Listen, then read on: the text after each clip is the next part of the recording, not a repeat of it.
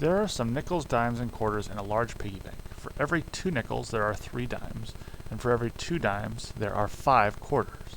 There are 500 coins total. How many nickels, dimes, and quarters are in the piggy bank? So we want to start off by figuring out how that each of these are related. So we say that 2 nickels for every 3 dimes, and 2 dimes for every 5 quarters.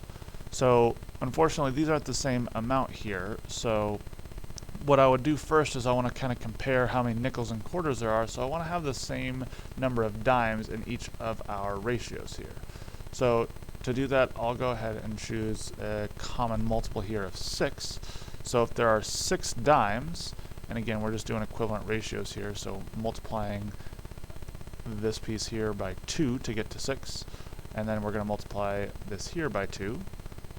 So there are 4 nickels for every 6 dimes.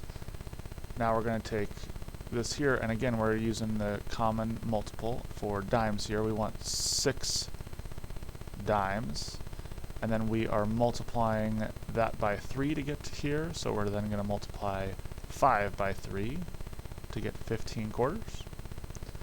So now we have a ratio. We know that there are 4 nickels for every 6 dimes, and for every 6 dimes there are 15 quarters. So now what I'm going to do is I'm going to draw a diagram with this information here.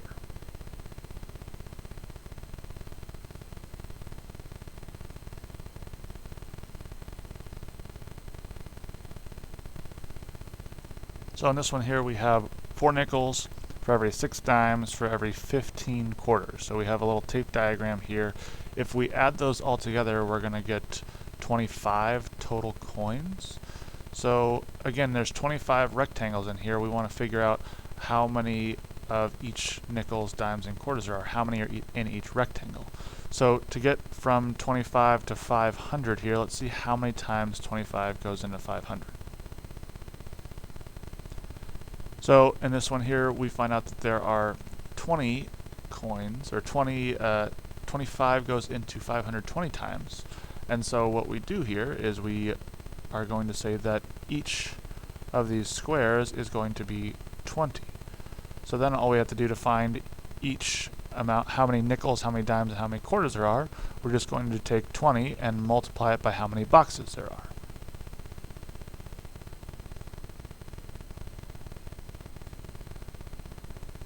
So now that we've done that, we find that there are 80 nickels, 120 dimes, and 300 quarters.